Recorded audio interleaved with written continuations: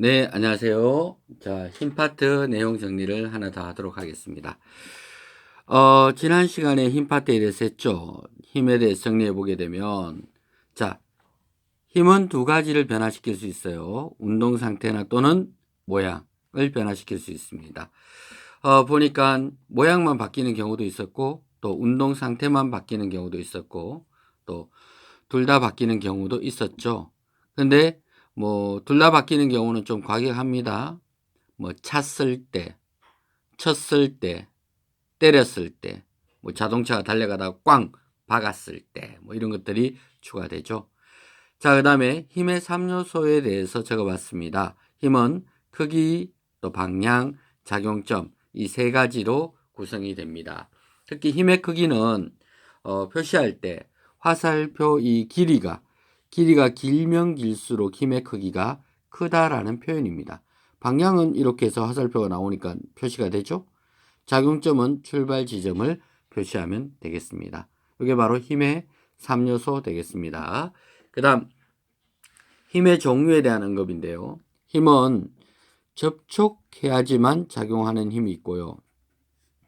접촉하지 않아도 작용하는 힘이 있습니다. 그럼 이 책에는 보면 반드시 접촉해야 되는 힘으로 대표적으로 탄성력이라는 것이 나오고 있습니다. 그리고 접촉하지 않아도 되는 힘으로서 중력이 나오죠. 중력이 나옵니다. 그래서 지난 시간에 이 중력에 대해서 언급을 했죠. 중력이 곧 뭐다? 무게라고 했습니다. 그리고 무게를 하면서 질량에 대한 이야기도 함께 했었죠. 자, 질량은 고유한 값이고 변하지 않는 값이라는 뜻이에요. 단위는 그램이나 킬로그램 쓰고 무게는 장소에 따라서 변할 수 있습니다. 단위는 뉴턴 사용합니다. 그죠? 그리고 측정 방법이 두 가지가 틀린다 그랬어요. 질량은 비교하는 값이니까 양팔 저울, 양쪽의 걸 비교하는 거죠. 윗접시 저울, 마찬가지입니다. 천칭, 윗접시 저울도 양쪽의 걸 비교하는 겁니다. 근데 무게는 그에 비해서 용수철이 들어갑니다. 용수철에 변형된 정도에 따라서 달라지는 거죠. 그래서 용수철 저울이나 또는 안전뱅이 저울이 중력에 해당된다라고 이야기했습니다. 자, 그러면 지난 시간에 했던 내용에서 중요한 문제 하나만 딱 풀어볼게요. 자, 만약에 지구가 있고 달이 있습니다. 질량은 변하지 않죠. 만약에 지구에서 10kg이 있습니다. 10kg. 60kg으로 할까요? 자, 지구에서 60kg이 있으면 달에서도 똑같이 60kg. 질량은 변하지 않죠. 지구에서는 60kg이 뉴턴으로 바뀌려 그러면 9.8을 곱해서 바뀌게 됩니다. 그럼 나오겠죠. 68이 48, 4 올라가고 58, 그렇죠. 588, 그렇죠. 588 뉴턴 이렇게 나옵니다. 그에 비해서 달에서는 60에 6분의 9.8을 곱해야 된다고 얘기했죠. 그래서 얼마가 나오겠습니까? 98 뉴턴 이렇게 나옵니다. 그래서 질량 값은 변하지 않는 데 비해서 무게는 6분의 1로 줄어든다는 거. 만약에 이 한계 값을 준다 그러면 나머지 다 계산이 가능하겠죠. 그죠? 그런 식으로 계산하는 문제가 예전에는 많이 나왔는데 이번 책에서는 또 계산 문제를 생각보다 심각하게 다루지 않고 있어서 선생님도 심각하게 다루지는 않겠습니다. 자, 그러면 이번 시간에는 지난 시간에 이어서 자, 마찰력과 부력은 뒷파트고 자, 그 앞으로 넘기 탄성력이죠. 탄성력. 자, 탄성력 파트를 마저 설명하도록 하겠습니다. 탄성력은 용수철이죠. 용수철에 변형되는 정도에 따라서 무게를 측정했던 거 기억나시죠? 그죠? 네, 기억납니다.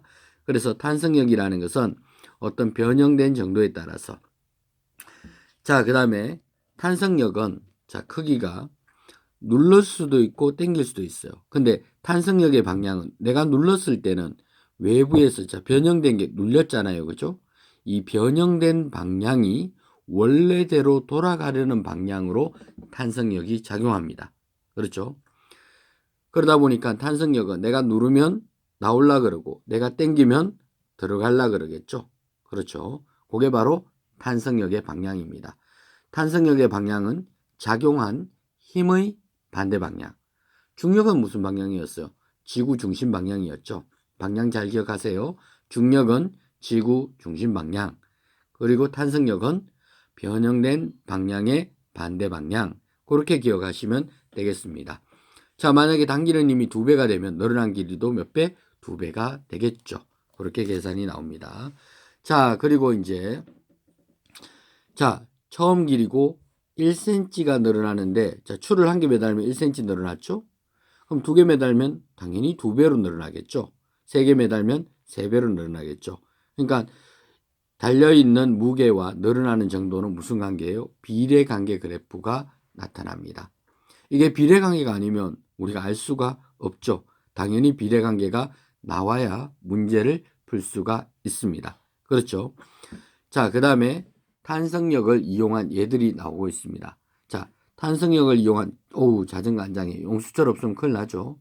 이뿐만이 아니라 자동차 바퀴 위에도 그렇죠. 용수철이 있습니다. 쇼바라 그래요. 그게 없으면 자동차의 쿠션이 없어지게 되는 거예요. 그리고 또 펜에도 안에 용수철 들어가 있죠. 트램플린 그죠.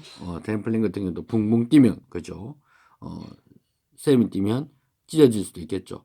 그 다음에 장대 높이 뛰기, 이 장대도 굉장히 탄성력이 강합니다. 일반 막대기가 아니에요. 굉장히 탄성이 좋은 막대기. 이 막대기 하나에 돈이 1,000만 원이 넘는다고 해요.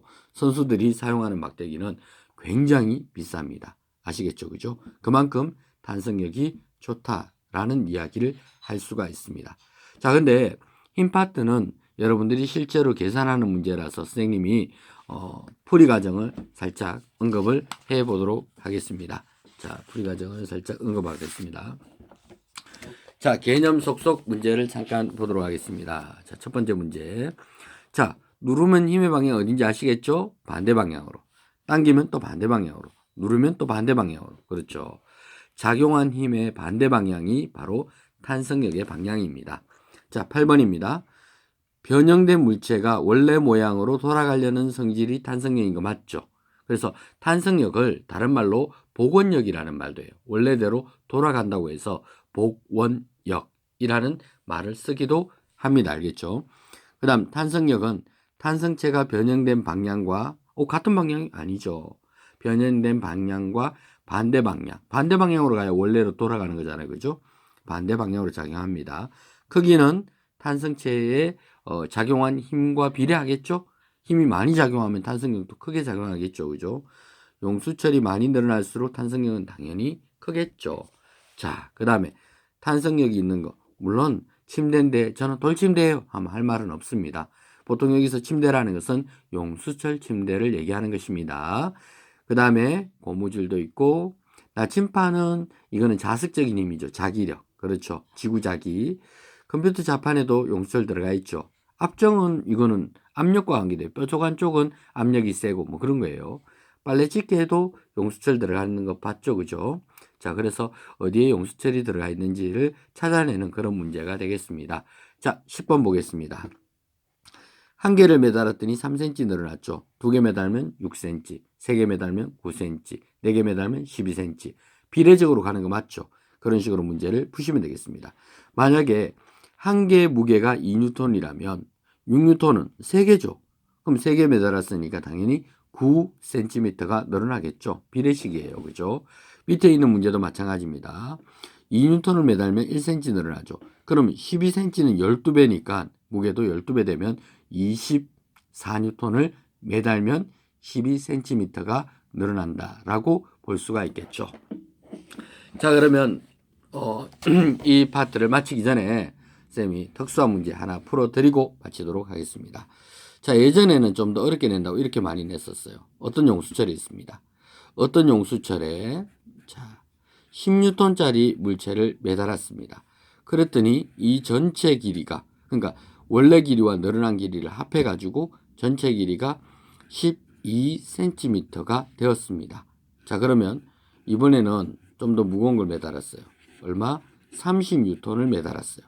그랬더니 좀 더 늘어났겠죠. 얼마가 됐냐면 16cm가 늘어났어요. 자, 그럼 이럴 때는 문제를 어떻게 푸느냐 하면 자, 10N하고 30N을 비교했을 때, 물론 문제는 용수철의 처음 길이는 얼마냐라는 거거든요. 자, 봐봐요. 20N이 증가했죠. 20N이 증가했더니 몇 cm가 증가했어요? 4cm가 증가했죠. 그러면 20N일 때 4cm가 증가한다면 10N을 매달면 당연히 반턴인 2cm가 증가했겠죠. 그러면 이쪽은 10N 때문에 2cm가 증가했으니까 원래 길이는 얼마란 뜻이에요? 10cm 되겠죠. 그럼 이쪽도 적용되죠. 원래 길이는 10cm였는데 30N을 매다니까 더하기 6cm가 늘어나서 16이 되었다라고 풀이를 할 수가 있습니다. 원래는 이게 많이 나왔거든요. 원래 길이 구하는 거. 근데 요즘 문제가 계산이 너무너무 쉬워지고 있네요. 자, 그렇게 감안하시고, 자, 오늘은 조금 짧게 했던 이유가 뒷부분 남았던 거 마저 마무리한다고 그랬어요. 그죠? 요 내용까지 마저 듣고 풀어주시면 고맙겠습니다. 감사합니다. 네.